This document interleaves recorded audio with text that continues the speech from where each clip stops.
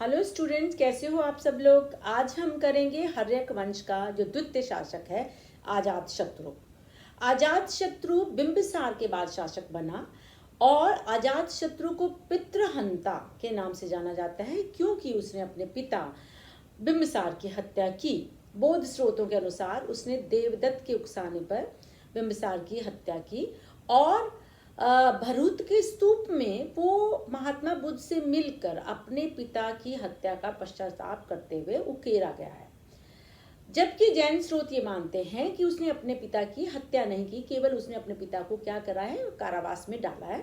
और कारावास में बिंबिसार ने अपनी खुद ही आत्महत्या कर ली। चाहे कुछ भी हो, अजातशत्रु पितृहंता के नाम से तो नटोरियस है ही, लेकिन इतिहास में वो एक अच्छा सेनानायक के नाम से भी प्रसिद्ध है क्योंकि हम देखते हैं कि मगध का जो मैक्सिमम एक्सपेंशन हो रहा है वो अजातशत्रु के टाइम में हो रहा है। तो अजातशत्रु ने जब जैसे ही वो रूलर बना, और ये नहीं कि वो अकेला ही बिंबिसार का पुत्र था, बल्कि बिंबिसार के अन्य भी पुत्र थे। हल और वेहल चेलना से प्राप्त अजातशत्रु, हल और वेहल उसका बिंबिसार का जो चेलना उसकी पत्नी थी, जो वज्जी संघ की राजकुमारी थी, उससे पुत्र थे। जबकि अभय जो है उसका आम्रपाली जो गणिका थी, आपने पढ़ा होगा वैशाली की नगरवधु आचार्य चतुर्सेन का जी का, तो उसका पुत्र था। अजातशत्रु जब रूलर बना तो उसको कौशल के साथ युद्ध करना पड़ा। कौशल के साथ युद्ध करने का उसका कारण क्या था? जब उसने बिंबिसार को गिरफ्तार किया, कारावास में डाला, और जब बिंबिसार की मृत्यु हुई, चाहे वो हत्या करके हुई चाहे वो आत्महत्या करके हुई, जब उसकी मृत्यु हुई तो उसके बाद उसकी मृत्यु के गम में उसकी एक और पत्नी जिसका नाम महाकौशला था, और जो कौशल इसकी जनपद की राजकुमारी थी, उसकी मृत्यु अपने पति की मृत्यु के दुख में हो जाती है। तो जब बिंबिसार का महाकौशला से विवाह हुआ था तो बिंबिसार को दहेज में काशी मिला था, तो काशी को पुनः कौशल ग्रहण ले लेते हैं। तो ये अजातशत्रु के लिए बहुत शर्म की बात थी। तो अजातशत्रु काशी को पुनः प्राप्त करने के लिए कौशल के साथ उसका युद्ध होता है, और कौशल का उस समय नरेश जो था प्रसन्नजीत था, तो कौशल के साथ युद्ध हुआ तो प्रसन्नजीत की इस युद्ध में हार हुई और अजातशत्रु ने काशी को पुनः प्राप्त कर लिया। इस युद्ध के एवज में, या इस युद्ध के जैसे कहते हैं संधि के रूप में, वजीरा के साथ, जो प्रसन्नजीत की पुत्री थी, वजीरा के साथ अजातशत्रु का विवाह कर दिया। ऐसे आमतौर पर ऐसे राजनीतिक संबंध बनाए जाते हैं ताकि आने वाले समय में दोनों के बीच में कलेश ना हो या दोनों के बीच में युद्ध ना हो। जबकि ये ऐसे वैवाहिक संबंध भी युद्ध होने से रोक नहीं पाते, जैसा कि हमने महाकौशला के केस में देखा।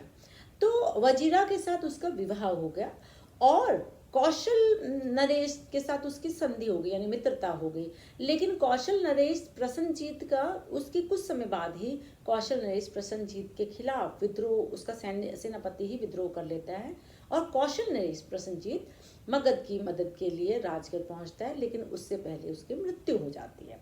तो अजातशत्रु जो है कौशल को अपने साम्राज्य में मिला लेता है। कौशल के बाद अजातशत्रु का जो संघर्ष रहा वो रहा वज्जी के साथ, वज्जी संघ के साथ। और लगभग वज्जी संघ कौन सा संघ था?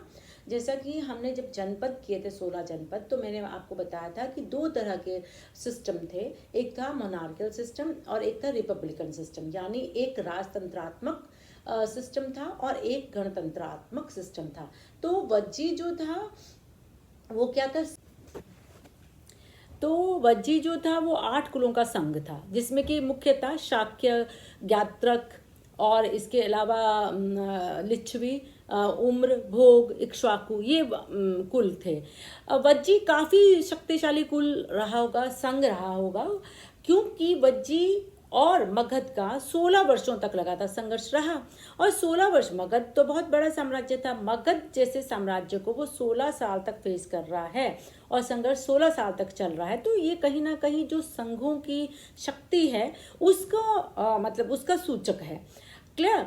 तो उसके बाद अगर हम देखें कि वज्जी संघ के साथ मगध का जो संघर्ष हुआ, उसके मुख्य कारण क्या थे या कारण क्या था। एक कारण तो जैसे जो आर्थिक कारण था वो ये था कि अजात शत्रु गंगा, चूंकि गंगा के पूर्वी तटों पर अधिकार करना चाहता था, क्योंकि गंगा के पूर्वी तट जो है व्यापार का मुख्य केंद्र थे। एक दूसरा जो सुमंगल विलासिनी एक स्रोत है, उसके अनुसार अजात शत्रु इसलिए वज्जी संघ पर आक्रमण करना चाहता था क्योंकि वो गंगा के किनारे जो रत्नों की खान थी उस पर कब्जा करना चाहता था। और एक जैन स्रोत है उवाग्सा दशाओं, उसके अनुसार वज्जी संघ पर आक्रमण करने का जो अजात शत्रु का कारण था वो ये था कि उसके जो भाई थे, मैंने आपको शुरू में बताया था ना कि उसके हल और बेहल चेलना से ही उस प्राप्त पुत्र थे, यानी अजात शत्रु हल और बेहल चेलना से हुए थे। तो जो हल और बेहल थे वो एक 18 लड़ियों वाला हार जो कि उनको उनके पिता बिंबिसार ने दिया था, वो उसको ले जाकर उन्होंने चेटक को, जो कि वज्जी संघ के अध्यक्ष थे, उसको दे दिया था। तो अजात शत्रु उसको पुनः प्राप्त करना चाहता था।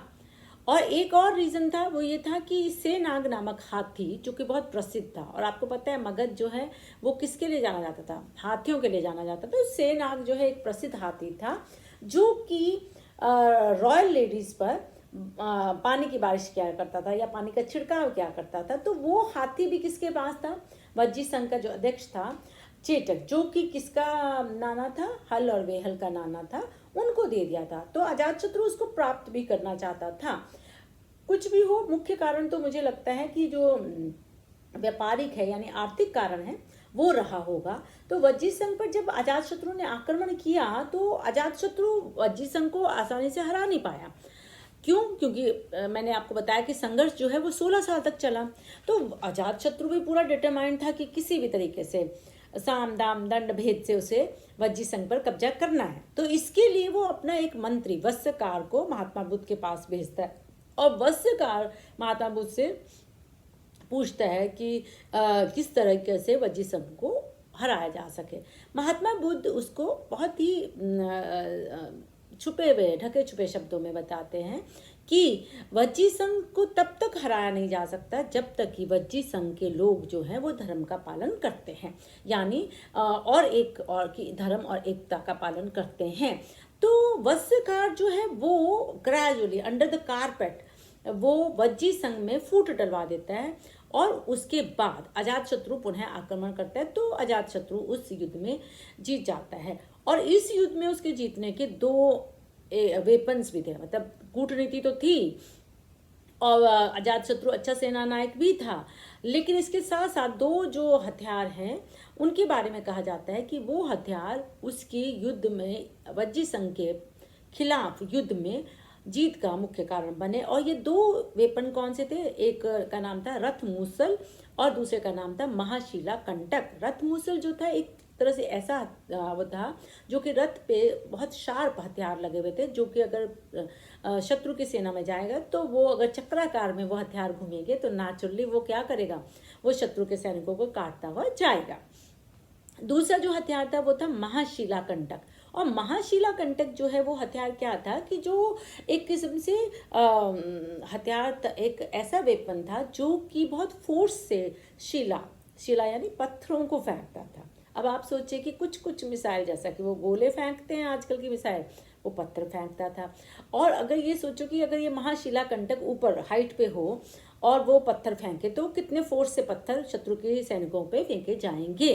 तो ये महाशिला कंटक और रथ मूसल 2 जो हैं उसकी जीत के कारण थे। वत्स्यकार की कूटनीति उसकी जीत का कारण था, उसका अच्छा सेना नायक के जो गुण थे वो उसके वज्जी संघ के खिलाफ जो है जीत के मुख्य कारण बने। इस तरीके से उसने वज्जी संघ पर कब्जा कर लिया। अजातशत्रु के समय के जो अन्य मुख्य घटनाएं हैं उसमें यह है पाटलिपुत्र की स्थापना है।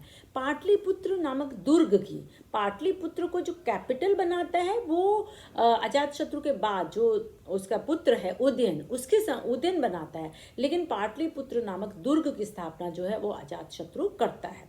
और अजातशत्रु के समय में एक जो बहुत इंपॉर्टेंट घटना थी वो ये थी कि प्रथम बौद्ध संहिता जो हुई वो राजगीर में सप्तपर्णी जो गुफा है उसमें प्रथम बौद्ध संगति जो हुई वो अजातशत्रु के समय में हुई। तो अजातशत्रु के अगर धर्म के बारे में हम देखें तो अजातशत्रु का धर्म अगर हम देखें कि वो बौद्ध धर्म का संरक्षक, जो बुद्धिस्ट हैं उसको, बौद्ध स्रोत हैं उसको बौद्ध धर्म का संरक्षक मानते हैं, क्योंकि उसके समय उसके संरक्षण में प्रथम बौद्ध संगति हुई। जब महात्मा बुद्ध का महापरिनिर्वाण हुआ तो वो उनकी अस्थियों को कलेक्ट करके कुछ अस्थियों को राजगीर भी लाया। इसके अलावा भरूच के स्तूप में हम देखते हैं कि वो महात्मा बुद्ध से भेंट करके अपने पिता की हत्या पर पश्चाताप कर रहा है। तो इन सब से हमें लगता है कि अजातशत्रु जो है वो क्या था, बौद्ध धर्म का संरक्षक था, या बौद्ध धर्म को उसने फॉलो किया, या बौद्ध धर्म के प्रति उसकी सहानुभूति थी। किंतु अगर हम जैन स्रोत देखें तो जैन स्रोत जो है वो अजातशत्रु को जैन धर्म का संरक्षक या जैन धर्म में के पक्ष में कहते हैं। और ये हमें कैसे पता चलता है? जो जैन स्रोत है वो अजातशत्रु को जैन धर्म का संरक्षक मानते हैं, क्योंकि जो उसकी माता थी चेलना वो स्वयं जैन धर्म का फॉलोअर थी। अजातशत्रु ने लगभग 32 वर्ष तक शासन किया, और 32 वर्ष तक शासन करने के बाद अजातशत्रु का हश्र भी वही हुआ जो उसने अपने पिता का किया था, यानी जैसा बोएंगे वैसा ही काटेंगे। तो अजातशत्रु की हत्या उसके पुत्र उदयन ने की, और उदयन उसके बाद रूलर बना। तो इस तरह से एक पितृहंता का अंत हुआ, और जैसा उसने अपने पिता की हत्या की थी वैसे ही उसकी हत्या हुई।